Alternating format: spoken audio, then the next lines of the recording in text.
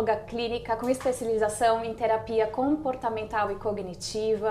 Ela atende adultos, crianças, gestantes e casais. Seja bem-vinda, Tatiana. Obrigada. Olha só, eu estava aqui, antes da gente começar o programa, só reparando na equipe. Estava todo mundo ali, olhando o celular, postando, conversando, online, trabalhando, enviando mensagem. Hoje em dia, esse imediatismo de checar as redes sociais, da comparação, isso tudo influencia muito no nosso emocional, não é verdade? Com certeza, com certeza. E as pessoas não têm noção de como isso acaba virando um vício rapidamente. Verdade. As pessoas não conseguem viver sem o celular.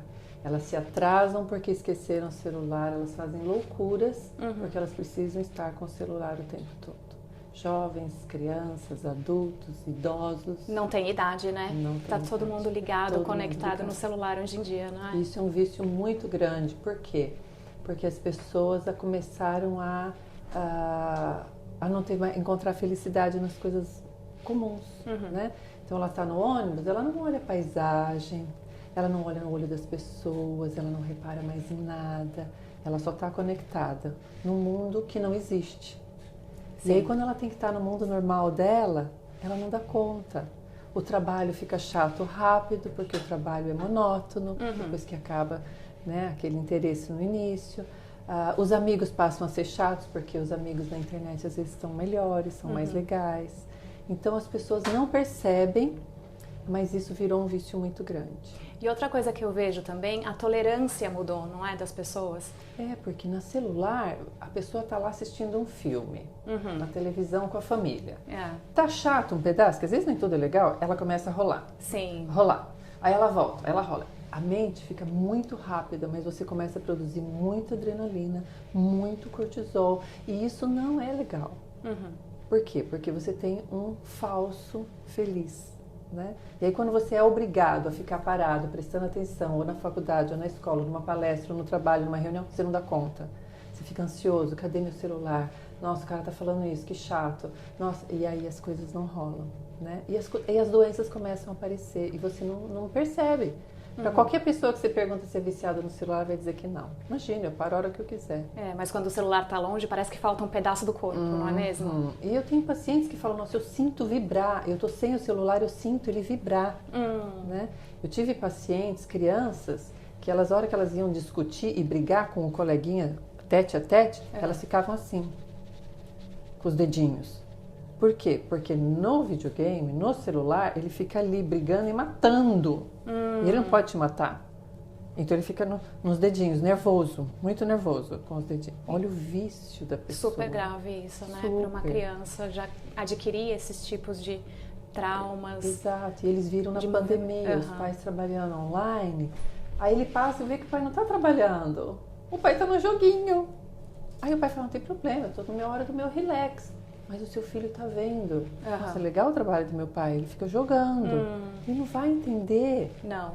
Então, virou uma bagunça, né? Esse novo normal virou uma bagunça e as pessoas não estão conseguindo gerenciar. Nem isso. discernir o que é mundo real do mundo virtual. Não. Se eu tô de tênis e você de salto, ai minha nossa, por que eu não tô salto? Se você tá com uma coisa diferente, eu já pergunto, por que eu não tô com isso? E as pessoas são muito críticas de si mesmas, ficam se comparando. Sim, que é o que a gente chama de dismorfia, não é mesmo? Exatamente. Que é um assunto muito em alta, né, hoje em dia, porque as pessoas acabam se comparando com a imagem que vem ali. Muitas vezes as pessoas sabem que não é real por causa dos filtros. Pois é, mas elas se iludem. É muito melhor eu chegar em casa e entrar naquele mundo do que eu encarar, às vezes, uma pia cheia de louça, ou um problema do filho, ou um problema com o marido. E aí geram muitos problemas, né? E as amizades vão se distanciando. Quer ver um exemplo fácil? Então, o marido, por exemplo, ficou de lavar a louça de noite. Mas aquele dia, sabe, passou, foi fazer outra, dormiu. No dia seguinte, ela acorda e fala, nossa, mas você mesmo é responsável. E aí já começa o conflito, né? Era a sua parte. Por que você não fez isso? Nossa, você sempre foi assim, preguiçoso. A amizade vai. Olha a diferença de um casal que se torna amigo.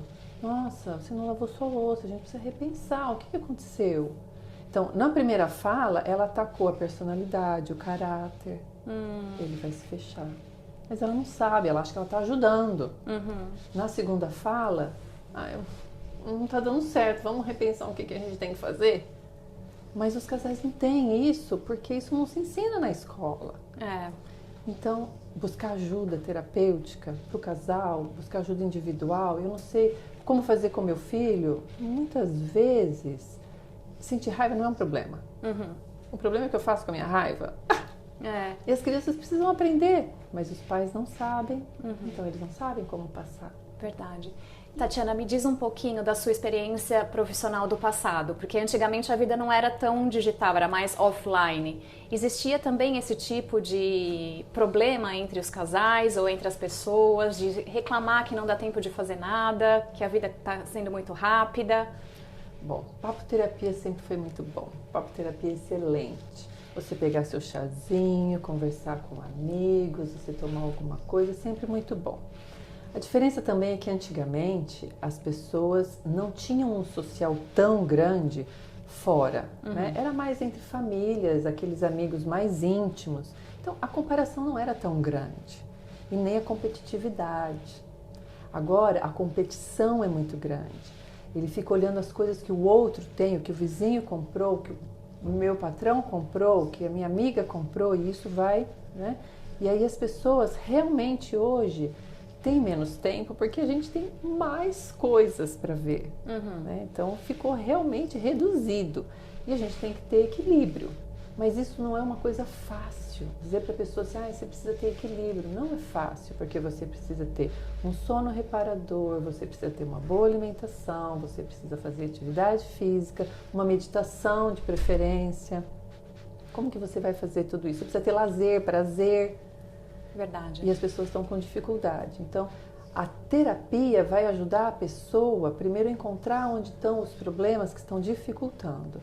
E aí, depois disso, a pessoa vai aprender técnicas de resolução de problemas. E aí, então, ela vai conseguir administrar de forma com equilíbrio muito maior. E, lógico, ela não vai fazer tudo. Ela vai ter que pôr o que é mais importante agora e o que eu posso deixar para depois. Verdade. Mas também existe o outro lado, por exemplo, hoje em dia as pessoas trazem mais as câmeras, né?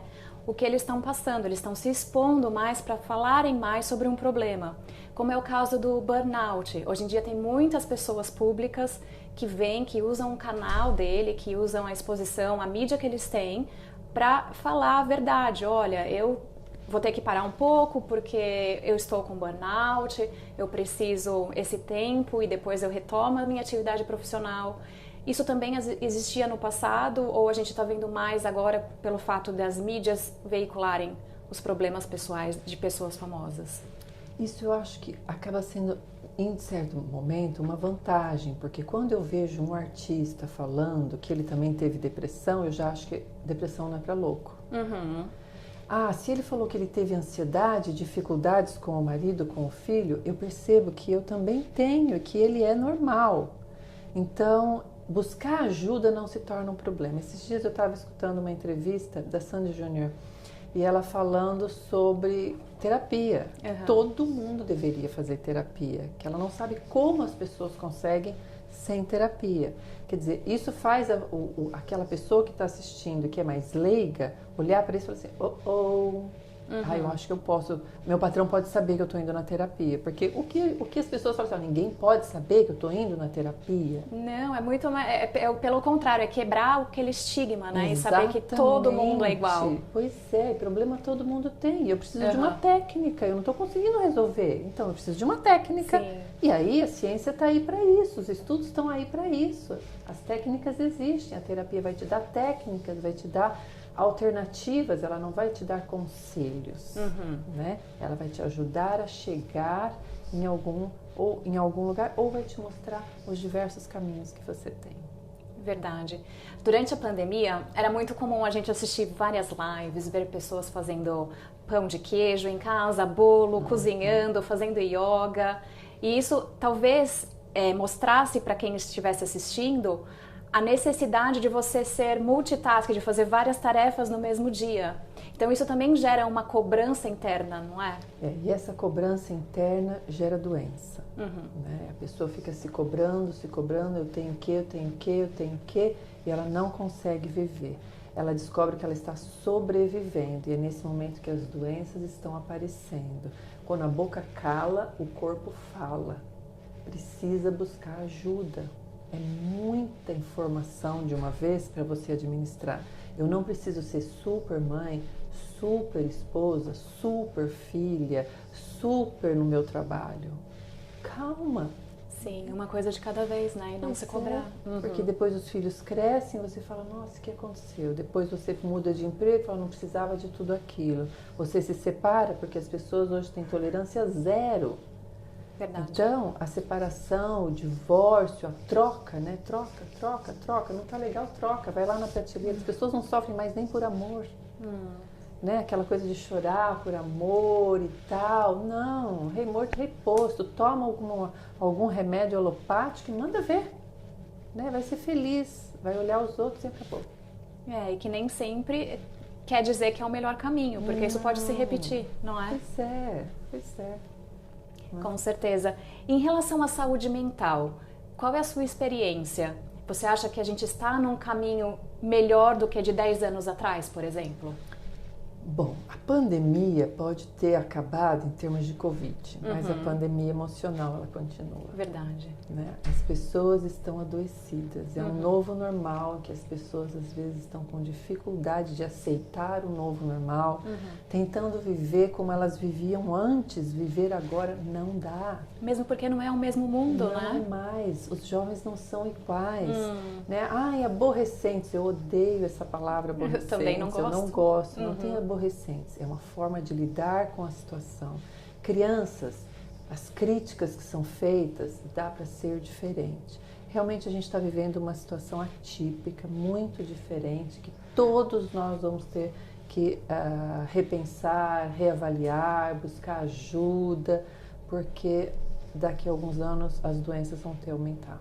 Né? Então você vê doenças, porque as doenças vão para o corpo. Então um intestino que está ruim, intestino emoções, eu jogo a minha raiva, o meu fígado está ruim, eu jogo, o meu pulmão está ruim, eu jogo minha tristeza. Então você vai adoecendo os seus órgãos. É verdade. O que eu costumo dizer para os meus pacientes é que todos nós somos iguais, como se nós fôssemos uma caixinha de sapato, e todo dia a gente vai colocando um problema dentro dessa caixinha. Só que tem um dia que essa caixinha ela tá tão cheia, ela acaba estourando, e isso vai se manifestar em algum tipo de doença.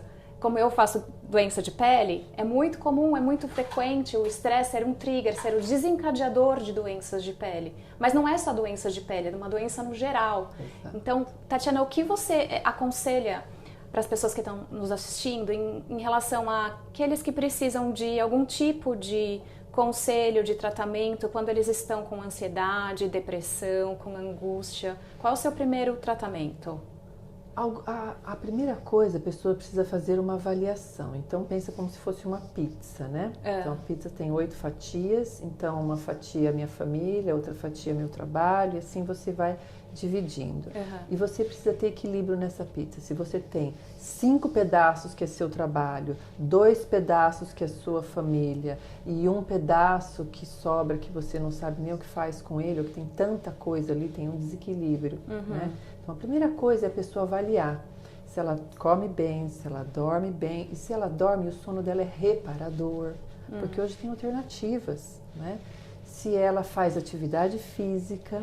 Sim, ter um hobby é muito importante, né? Prazer e lazer, com certeza. O prazer aumenta o seu hormônio do bem-estar e, consequentemente, diminui o seu hormônio do estresse. Então, se a pessoa diz pra mim, eu não tô conseguindo fazer nada, eu não tenho cabeça, eu não consigo me concentrar, eu perdi. Aí você fala, não, pera, então eu preciso buscar ajuda. Se eu não tô conseguindo um equilíbrio nessas coisas, eu preciso buscar ajuda urgente.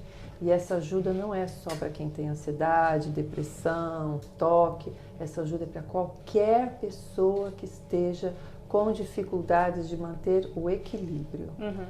E nós como pais, por exemplo, se a gente vê uma criança ali que está sofrendo, ou um sobrinho, ou um vizinho, qual seria o seu conselho? Busca ajuda. busca ajuda. Quanto mais cedo você buscar ajuda, mais rápido e mais fácil a solução. Em pouco tempo você vai conseguir resolver. Mas se demora, o problema passa, você está com problema com o filho, você começa a ter problema porque o seu filho está com problema, você começa a tratar seu marido mal porque está com problema, a escola começa a ter, e vira um bolo. E o mesmo quando é o casal que está com problema. Às vezes, se o casal busca ajuda, o filho não vai precisar de ajuda. Mas se o casal não buscou ajuda, isso vai refletir nessa criança com certeza. E aí não é só o casal que vai precisar de ajuda, a criança vai precisar de ajuda também. São então, todos, né? Quanto mais rápido você buscar ajuda, mais fácil vai ser e mais rápido a solução também. Tatiana, me fala um pouquinho sobre a fase da adolescência. Hoje em dia os pais se cobram muito em querer poder ser o melhor, querer prover o melhor para os seus filhos. Mas o período da adolescência é um período que tem muito hormônio, é muito... tudo é muito ou é 0 ou é 10, tudo explode muito rápido. Conta pra mim qual é a técnica que você indica para os pais de adolescentes. Tá. Bom, quando os pais me procuram para o filho adolescente, eu sempre opto para cuidar primeiro do pai e da mãe, às vezes separado, porque a forma como ele vai lidar já vai fazer uma grande mudança naquele ambiente, como ele vai lidar com esse jovem, com esse adolescente, que também tem diferentes níveis, né? Às vezes ele tem 13 anos e tem uma cabeça de 15, 16, porque ele não é o primeiro filho. Sim. Às vezes ele tem 18, mas é o primeiro filho e age como um de 15. Então, eu gosto sempre de atender primeiro os pais para entender todo esse contexto. É muito mais fácil o pai chegar no consultório e falar: meu filho precisa de ajuda, acontece isso, isso e isso, resolva. A maioria faz isso. Aí eu digo: não. Primeiro a gente vai entender os pais. E aí muitas vezes os pais não querem. Não querem. Não querem. Porque é mais difícil, né? Tem que mexer no contexto deles. E aí então, através dos pais, eu consigo ajudar esses jovens. E aí, quando necessário, então nós trazemos o jovem. Porque o jovem é um pouco mais fechado normalmente. Então ele tem um pouco mais de dificuldade. Então, o sigilo é muito importante. Então, o adolescente vai ver, né, que o que é falado ali não é falado para os pais, mas a gente pode sim ajudar esses pais a lidarem com eles. Então a gente joga a favor. Então isso é muito saudável. As famílias referenciam assim os irmãos, né, os pais, os avós, todo mundo melhora. A qualidade de vida melhora muito. Eu acredito que deva ser um trabalho em equipe, então tem que ter mesmo o envolvimento dos pais, né? É sistema, mexe em um, tá mexendo em todos. Sim. E como isso acontece? Esse trabalho de adolescentes que você faz? Então, quando eles me procuram, eu atendo então para entender a questão dos pais. Às vezes o problema não está diretamente com os filhos, normalmente está com os pais. E aí então a gente, com criança a mesma coisa. E aí então a gente trabalha com os pais para tentar mexer nesse contexto. Depois que a gente já trabalhou com esses pais, às vezes vem um pai uma vez, a mãe vem 2 ou 3, a gente conseguiu melhorar a qualidade de vida familiar. Então nós vamos trabalhar, aí a gente vai fatiar, né? Pegar, olha, ele está mais depressivo, ele está muito tempo no quarto, ele está viciado. Então as mães falam assim: meu filho não dá trabalho. Ele vai para a escola, aí quando ele volta, ele come lá no quarto dele, ele fica no quarto dele, olha, não dá um pingo de trabalho. Mas mal isso já é um sabe sinal, ela não é? Que aquilo é o maior problema do Verdade. mundo, né? Porque ali ele tem acesso a tudo, mas ele não tem ainda maturidade para tudo. Verdade. E aí desequilibra. Outra coisa que eu vejo muito que acontece são adolescentes que vieram do Brasil para Londres, nessa fase, que já é uma fase mais conturbada. Exato. Eles têm que se adaptar a uma cultura diferente, aprender uma língua nova. Exato. E ainda tem toda aquela cobrança dos amigos na escola, né? De bullying, de não querer ficar, mas a família quer prover um futuro melhor. E aquele adolescente não concorda. Existe muito conflito também. Como seria uma abordagem para essa situação? Com certeza, essa família, no geral, precisa de ajuda. Mas esse adolescente tem que ser ouvido. Ele tem que ser ouvido. ele precisa conseguir colocar para fora as dificuldades, porque aí você vê aqueles adolescentes às vezes com a pele, né? Tá jogando tudo pra pele. Sim, cheio de acne, né? Gordinho. Ou não come nada, ou só come coisas que não são saudáveis. Com uma autoestima muito baixa. Autoestima baixa. Aí ele começa a ver na internet pessoas diferentes, aí ele começa a entrar num mundo que não é real. Para tirá-los desse mundo que não é real, é muito difícil, depois que isso já está muito enraizado. Ele vai ter problemas como adulto também. Então, precisa mexer o mais rápido possível. E precisa mexer a família toda. Lógico, vai buscar ajuda a mãe primeiro, normalmente. Certo. E aí vai puxar para o filho, às vezes a gente encaminha para outro psicólogo esse filho e assim por diante. Mas precisa buscar ajuda. Não pode ter vergonha, tem que buscar ajuda. E gastar com terapia é viver o presente e ter uma qualidade no futuro melhor, aprendendo com o passado. Então, buscar terapia é muito importante, dê tudo de bom. E é um investimento, não é um gasto, né? Não é um gasto. Né? Com os nossos filhos, né? A gente está investindo neles. Se você quer que eles estudem, que eles tenham uma vida profissional, tem que dar qualidade de vida emocional para eles. Sim. Eles precisam conseguir isso. E não dizer assim, eu não tenho solução. Não tenho solução, não tem jeito. Aí ele entra naquele mundo virtual e tudo bem, passa um dia, passa 2, passa 3 e tudo bem. Ele tem 15, depois 16 e tudo bem. Né? Mas não pode, de jeito nenhum. Esses jovens são os adultos de amanhã. Sim, né? Verdade. Mudando um pouquinho de assunto agora, vamos falar de gestante, de pós-parto. Como que é o seu acompanhamento de gestante? Você já começa durante o pré-natal, quando já existe aquele primeiro sinal, primeiro sintoma de depressão, ou a maioria dos seus pacientes te procuram já quando o bebê nasceu, naquele período de blues, né? Daquela depressão leve? Olha, tem vários modelos, né? Então tem aquela gestante muito ansiosa, é um tema que eu amo, né? Não só porque eu tenho 6 filhos, mas porque eu também sempre trabalhei muito como doula, né? Certo. Então você ajuda no pré-parto, no parto e no pós-parto. E aqui eu trabalho com elas, se elas forem muito ansiosas, tiverem muito medo. Primeiro filho, eu trabalho antes a parte emocional, a parte física, então ensinando exercícios saudáveis, a parte de alimentação, encaminho para uma nutricionista se for mais grave. Aí faço todo esse trabalho durante do segundo trimestre para frente. Certo. Né? Aí, durante o trabalho de parto, então também trabalhando a parte emocional, ajudando esse companheiro, trazendo esse companheiro para o ambiente, mostrando melhor a respiração, né, tranquilidade, fazer relaxamento. E o pós-parto, que a gente trabalhou no pós-parto, com o pós-parto, né? Sobre o pós-parto durante o pré-natal. Durante o pré-natal. Então a gente já tem uma noção se ela vai desenvolver ou não um baby blue, né? E aí a gente então vai trabalhar de forma a tentar que ela não entre nesse baby blue. E se ela entrar, a gente trabalha com isso. E a parte de amamentação, que a gente sabe que não é uma tarefa simples. Não, verdade, né? não. Ela requer realmente cuidados, mas a gente consegue sim. E amamentar é muito bom depois dos primeiros 60 dias, 40, 60 dias. Então a gente ajuda nesse processo, né? Porque não é só bom para elas, como é muito bom para o bebê. E num país estranho para elas, num mundo diferente. No Brasil é mais cesárea, aqui é mais parto normal. Então elas precisam entender, se elas vêm de uma família que as cunhadas, as primas, as tias, as mães, às vezes até as avós era cesárea. Sim. Então para elas isso é difícil. Então a gente coloca elas dentro desse mundo do parto normal e ensina que a dor é real, é de verdade, mas o sofrimento é opcional. Muito bom, verdade.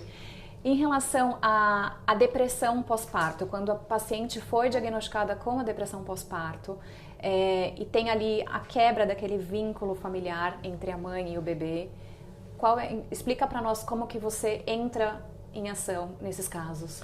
Precisa realmente de uma equipe multidisciplinar, né? porque a depressão pós-parto, então, depois que passa o baby blues, quer dizer, se passou 10 dias, ela continua com aquela tristeza, tudo isso a gente ensina o companheiro, né? Então, se ele percebe que ela continua triste, que ela tá feliz, ó, meu marido é um bom marido, meu filho é lindo, maravilhoso, deu tudo certo, parto normal, mas eu não tenho vontade de nada, eu só choro, eu não consigo. Então, quando o marido percebe isso, ele precisa buscar ajuda psicológica para ela. Então, muitas vezes a psicóloga precisa ir até a residência dela para iniciar, porque é bem difícil. Sim. E aí ensinar técnicas para o marido lidar com a situação, porque às vezes ele não é só ele dar carinho, não é só ele dar atenção, isso é importante, mas não é só isso. E a família também precisa entender que às vezes não é frescura, que muita gente entende isso como frescura, né? Pois é, isso é muito triste, quando as pessoas olham a depressão, de modo geral, a ansiedade como frescura, gente, eu já passei por isso, não é tudo isso, é um novo normal. E um novo normal requer técnicas e formas diferentes de lidar. Não dá para copiar e colar. A minha avó, a minha tia, a minha mãe, não dá para copiar e colar. Não. É um novo normal. E é importante não se comparar, né? Não se comparar à irmã, à colega, à vizinha. Exatamente. Né? A comparação, ela normalmente ela destrói, né? Porque você deixa de ser você mesma para impostar alguém ou alguma coisa, um outro jeito que parece ser melhor. Então, entender tudo isso é muito importante. A mulher na gravidez, ela passa por uma transformação. Naquele momento, nasce um bebê, mas nasce uma mãe, nasce um pai. Aquele irmão mais velho torna-se de filho único para ser o irmão mais velho. Olha a responsabilidade, olha... ele fica tão grande quando nasce o próximo, você acha que ele é enorme, né? Então, isso tudo tem que ser avaliado e às vezes com uma sessão, 2, 3, a gente passa umas técnicas, passa algumas coisas e tudo bem, e aí você só vai buscar ajuda de novo quando estiver precisando.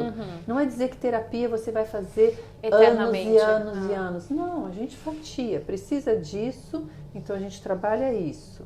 E aí melhorou isso, mesmo que nós psicólogos percebamos que tem mais coisas para tratar, às vezes a pessoa não está pronta naquilo, tudo bem. Quando aquilo de novo, né? Como diz um paciente meu, quando a chapa esquentar de novo, ele volta. Fala, doutor, agora eu tô indo porque está tudo bom. Quando a chapa esquentar, eu volto. Sim, é muito importante a gente quebrar os estigmas e entender que cada um é cada ser humano é único. E não quer dizer porque fulano precisou de 10... Ciclano vai precisar de 20. Não, pode ser menos, pode ser só algo muito rápido, uma consulta pode resolver, né? Para os casais, principalmente, quando pegam, eu gosto de falar para os casais que às vezes é bom antes de casar. Né? Antes de casar, busca ajuda, porque vocês vão fazer algumas coisas que parece que é tão comum, mas vocês não estão acostumados. Não. Né? Nessa troca. Então, às vezes, fazer algumas sessões, umas 5, 6 sessões antes de casar, é muito saudável e as coisas acontecem mais tranquilamente. Ainda a prevenção é o melhor tratamento. É o melhor tratamento. É o melhor. E mais rápido. Também. Né?